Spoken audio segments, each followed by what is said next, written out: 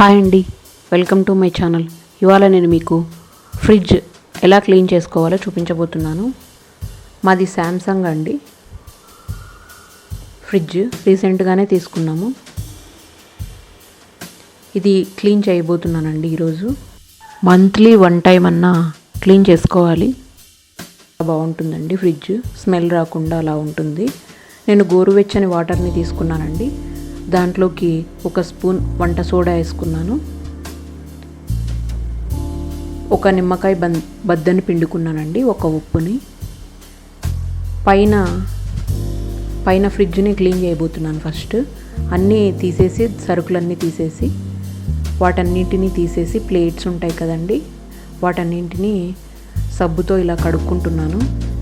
మనం క్లీన్ చేసే లోపల ఇవి ఆరిపోతాయండి, అందుకని ఫస్ట్ ఇవి క్లీన్ చేసుకుంటున్నాను. సబ్బుతో అలా క్లీన్ చేసుకున్న తర్వాత ఒట్టి గుడ్డతో తుడుచుకొని ఫ్యాన్ కింద ఆరబెట్టుకున్నానండి. ఒక క్లాత్ తీసుకొని ఒక సైడ్ నుంచి ఇలా పిండుకోవాలి ఆ నీళ్ళతో.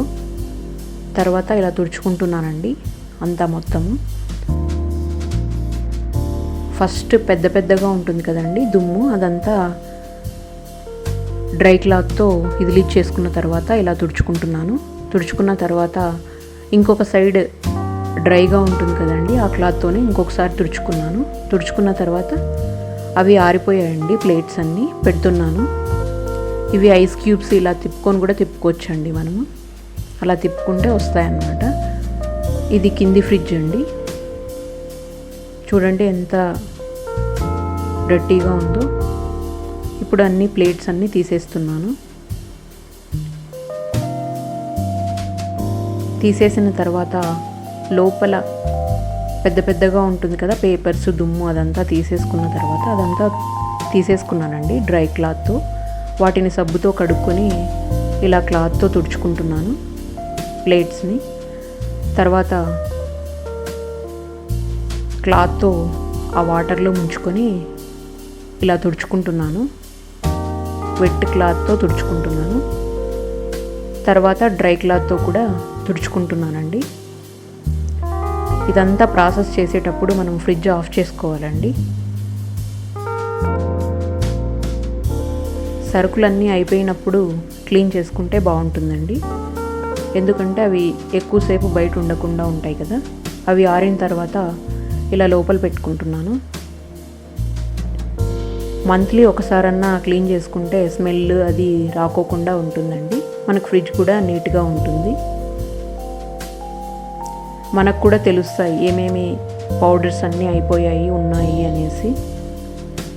పౌడర్స్ అన్నీ ఫ్రిడ్జ్లో పెట్టుకుంటారు కదా, బయట పెడితే బాగా పురుగు పడతాయని నేనైతే ఫ్రిడ్జ్లోనే పెడతానండి.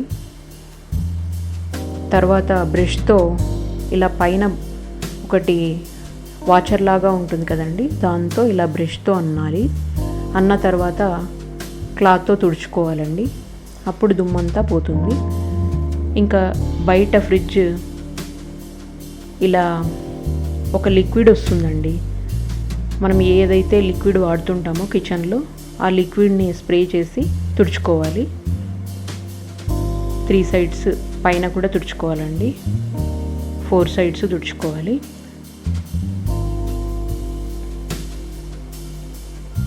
లోపల మాత్రం సోడా పొడి,